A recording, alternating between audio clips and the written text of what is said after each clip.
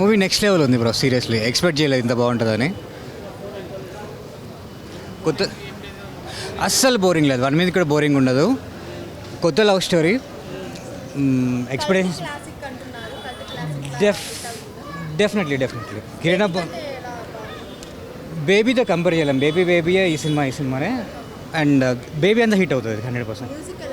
Music చాలా బాగుంది. Oh my God, Sai Rajesh mark ఉంది. బేబీ మూవీ కంటే ఇంకా ఎంజాయ్ చేస్తారు cinema.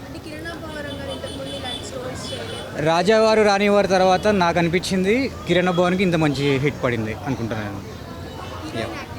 Oh my God, heroine మీద మొత్తం ప్రెజర్ ఎక్కువ అనిపించింది నాకు. ఎందుకంటే తన సీన్స్ ఎక్కువ ఉన్నాయి. అఫ్ కోర్స్ హీరోయిన్ ఈక్వలే ఉన్నాయి, కానీ హీరోయిన్ యాక్టింగ్ మీద ఎక్కువ. Oh my God, 4.5.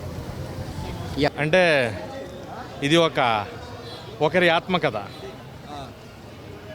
Story line చెప్పం, బట్ బాగుంది, చాలా బాగుంది సినిమా. నిజంగా క్యారెక్టర్స్ కనిపించాయి. స్టీవెన్నే కనిపించాడు, నివియే కనిపించింది, అజయ్యే కనిపించాడు. సో ఆ క్యారెక్టర్స్ నన్ను పోర్ట్రే చేసినప్పుడు వాళ్ళు ఆ వరల్డ్లోకి మనం వెళ్ళినప్పుడు సో ఖచ్చితంగా సినిమా ఆ ఫీల్ క్రియేట్ చేస్తుంది. కాబట్టి ఎమోషన్ బాగా వర్కౌట్ అయింది. సెకండ్ హాఫ్ మెయిన్గా గౌరీప్రియ గారు పట్టుకెళ్ళిపోయారండి. సెకండ్ హాఫ్ మొత్తం ఆవిడ క్యారీ చేశారు సినిమాని. అండ్ కిరణ్ అబ్బవరం గారు క్లైమాక్స్ లాస్ట్ 15 minutes ఆయన టేక్ ఓవర్ చేశారు. So overall cinema was good. And ఒక మంచి ఫీల్ గుడ్ లవ్ స్టోరీ ఎలా తీసినా కూడా మనం ఎంజాయ్ చేస్తాం. కానీ అది అన్నా హీరో కిరణ్ అబ్బవరం గారే. ఆయన సైడ్ క్యారెక్టర్ అని సినిమాలో డైలాగ్ ఉంది, కానీ సినిమాకి హీరో కిరణ్ అబ్బవరం గారే. చెప్పాను కదా, లాస్ట్ 10 minutes అయితే ఈ కంప్లీట్గా ఆయన టేక్ ఓవర్ చేశారు. బేబీతో కంపేర్ చేయొద్దు, బేబీ ఈజ్ డిఫరెంట్. ఇది 7G బృందావన్ కాలనీ ఫీల్ వచ్చిందన్న. అంటే అప్పుడు జనరేషన్ వాళ్ళకి 7G ఎలాగ ఉంటుందో ఈ జనరేషన్ వాళ్ళకి చెన్నై లవ్ స్టోరీ ఆ ఫీల్ గుడ్ ఫిలిం ఇచ్చిందనమాట.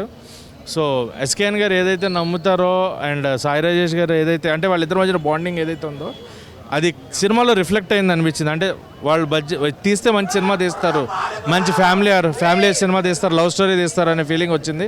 So overall cinema was good. నిజంగా థియేటర్లో మంచి ఫీల్ గుడ్ లవ్ స్టోరీ చూడాలనుకుంటే Chennai love story. And rating అడిగారు ఎవరు. సో 5కి feel good love story 3 rating అన్న. కిరణ్ అబ్బవరం, శ్రీ గౌరీప్రియ ఇద్దరు గొడవ పడుతూ యాక్టింగ్లో పోటీ పడ్డారు. ఇద్దరు బెస్ట్ ఇచ్చారు. ఇద్దరు పోటీ పడ్డారు బ్రో. ఇద్దరు గట్టిగా ఇచ్చారు. ఎవరు గట్టిగా యాక్ట్ చేశారని ఇద్దరు సినిమా చూస్తే మీకే తెలుస్తుంది. ఇద్దరు పోటీ పడ్డారు యాక్టింగ్లో. బేబీ అది తీసేయండి బ్రో. ఒక కొత్త జానర్ అని చెప్పలేను, కానీ ఇట్స్ కల్ట్ ఫిల్మ్ లాగా ఇది కూడా బాగుంది. లేదు బ్రో, ఎంజాయ్ అండ్ ఏడిపించాడు ప్లస్ నవ్వించాడు. It's a good movie. Twist బాగున్నాయి. కొట్టేశారు బ్రో సింపుల్గా. రేపటి నుంచి చూడొచ్చు మీరు. Blockbuster vibes. It's good movie. చాలా బాగుంది. అదే నాకు ఇప్పటిదాకా కూడా చెప్పిన టైటిల్ కొంచెం చెన్నై లవ్ స్టోరీ కాకుండా ఇంకేదైనా పెడితే బాగుండు. బట్ ఇప్పటి వరకు ఉన్న సినిమాలు అన్నిట్లలో ది బెస్ట్ అంటే నాకు ఒక 7G బృందావన్ కాలనీ వెయిటేజ్ ఉన్న సినిమా లాగా అనిపించింది అనమాట. Gouri Priya acting, Kiran Abbavaram emotions and locations, song and intensity. Glycerine ఎన్ని లీటర్లు వాడారో తెలియదు, కానీ అమ్మాయిలు మాత్రం తీసుకొని వెళ్ళిపోతారు. అండ్ మోర్ ఓవర్ ఎవరికైనా అమ్మాయికి బ్రేకప్ ఎవరికైనా అయ్యి ఉంటే రీసెంట్గా ఈ సినిమాకి వస్తే పడి ఏడుస్తుంది. సో అలా అనమాట ఎమోషన్. మనకి బ్రేకప్లు అవ్వలేదు.